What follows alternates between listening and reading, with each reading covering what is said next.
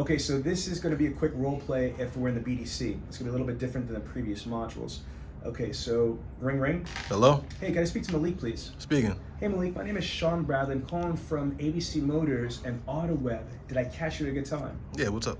Okay, well, I was calling about your internet purchase request on the 2022 Ford F-150. Is that correct? Yes. Okay, it says here that you're looking for that in an XLT, which means it's not going to be leather or the moonroof standard. Is that correct? Yes. Okay, and I have your first color choice is black. Is that correct? Yes. Okay, just so I know, what is your second color choice? Orange. Orange. Well, Malik, I got great news for you. Both of those vehicles are definitely available. Just so I know, have you ever purchased a vehicle online before? No, this is my first time. Oh, it's your first time. Okay. So just so I know, what were you looking to accomplish by going online? Just kind of seeing what the inventory looks like. Oh, just for the inventory. Well, I'll tell you right now, as you know, we're in an economic crisis right now, and there's an inventory shortage because of the pandemic. So the way that we sell cars is not like how we used to sell cars years ago. So I'm going to tell you right now, all across the world, not just the United States, new car inventory is very, very scarce. And then on top of it being scarce, these vehicles are at MSRP and in some cases over MSRP, and in some cases some of these vehicles are absolutely not even available. So when we do this, again, I'm going to be asking you some questions so I can expedite this. So with that inventory question, that we definitely have availabilities that are in stock for these F-150s. However, I want to let you know that if we don't have it in stock, we have the ability, if it exists out there, to be able to secure it. In addition to that, we might be able to even do a factory order. Does that make sense? Yeah. Okay, so other than availability, what else was important to you in deciding where you're going to purchase your vehicle? Price. Well, again, I unfortunately gave you the reality of the situation of, due to the current inventory crisis, vehicles are at MSRP and sometimes over MSRP. So other than pricing and availability, what else is important to you in deciding where you're going to purchase your vehicle? Probably my credit. Okay, so help me understand when you say your credit. How would you rate your credit 1 to 8, 8 being perfect? And the way we use it, the reason why we use an 8 scale is because if you think about it, 800 score, 700 score, etc. And if you don't know what that is, don't worry. 8 being perfect and 1 being not perfect, how would you rate your credit? 6. Okay, so we have a policy here at ABC Motors that anything under a 7, we suggest that we take a full credit application to be able to see what you qualify for. Now, again, we have 2 different options.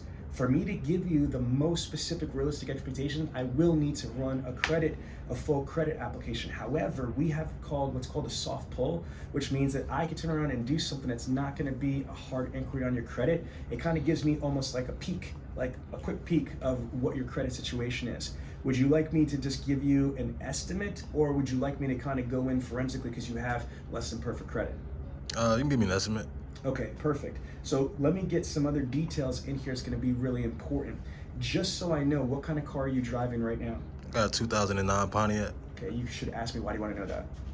Why do you want to know that? Okay, for a couple of reasons. Depending what kind of car you have, you might qualify for certain money, whether it's conquest money, or you might qualify for customer loyalty, or at the very least, again, it's important to me to understand, because if there's a trade-in, you just mentioned you have potentially a credit situation, any type of trading, even if you don't think it's worth a lot of money, is going to help me a little bit or a lot of bit with getting you an approval, because the banks want to know that you have skin in the game. The banks want to know that you have equity in the vehicle. And even if your vehicle is not worth a lot, I might be able to show to the banks that the vehicle is worth more because of the current, supply and demand. Does that make sense? Yeah. So it is important for me to know this. Plus, I want to make sure I understand what you like about your current vehicle, what you don't like about your current vehicle, what you wish you had, and things like that. Fair enough?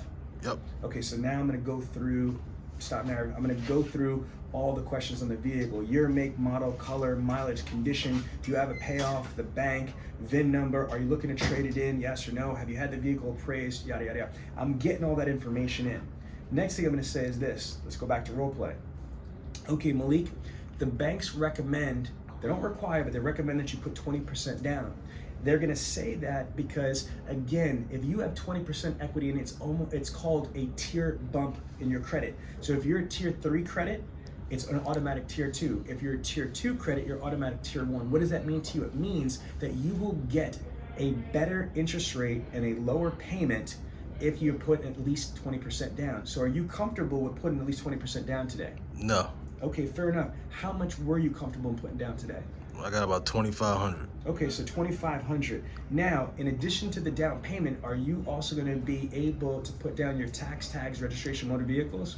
Yeah, I could put that down. Okay, so that's another couple $1,000s. So I'm putting you down for $2,500 down payment, plus about $2,100 for tags, registration, motor vehicles. So that's a total of $4,600 total out of pocket. Is that correct?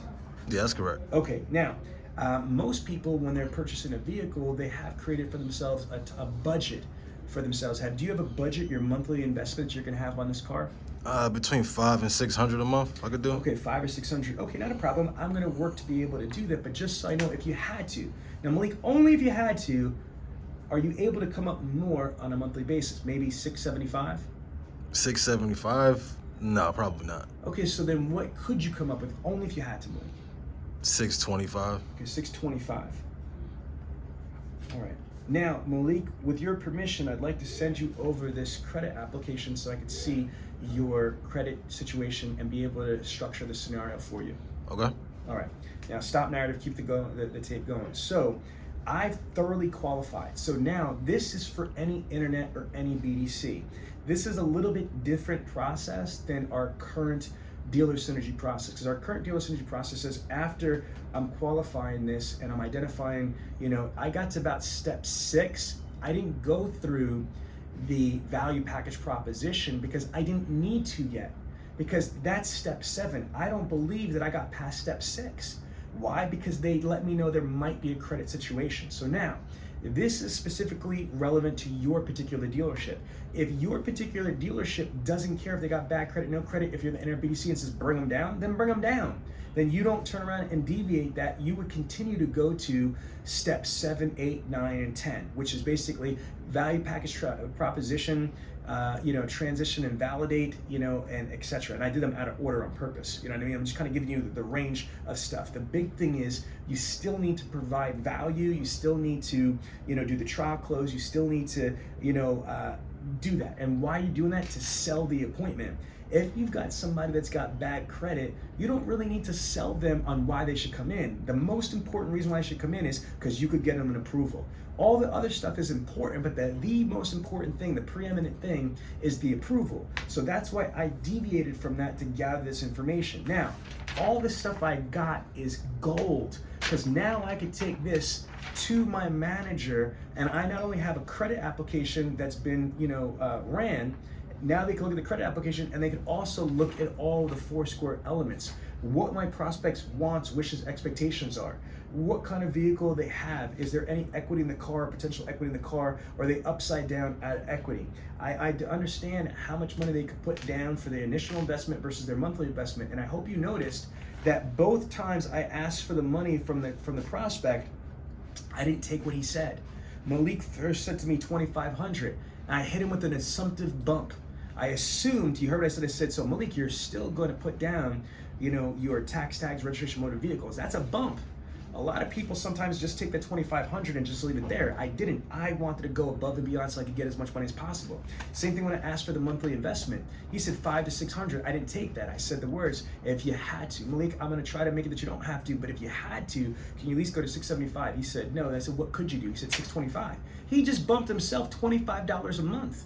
Put the calculator, I want to show you something here. Okay, $25 a month. Okay, now this is pretty cool. Watch this, that little $25 a month bump, 25 times 60 months. That's an extra $1,500 in gross. Do you understand that? Just by getting that man to agree conceptually that he might need to turn around and put down $25 extra, which he came up with that extra number, not me. He said, if I had to, I could do that. Now here's what gets cooler. What if it's 25 times 72 months? Man, that's $1,800 gross. If you make 25% commissions times 0.25, you just made an extra $450 commission. You're welcome. Sean Bradley helps you get that shit. You understand what I'm saying? Every dollar you get down, if you get paid on gross, is more commission in your pocket. So it is imperative that you are able to, and if you're thinking, well, I'm a BDC rep, I don't care. You should care, because you should not just think I'm only a BDC rep. You should practice for when you evolve, when you become a point guard, or you become an internet sales consultant, or you become a showroom sales consultant, so you have those good habits. Plus, you should want to make sure that your team, your salespeople, is able to make as much money as they can, okay? Because that's the ecosystem. All right, cut.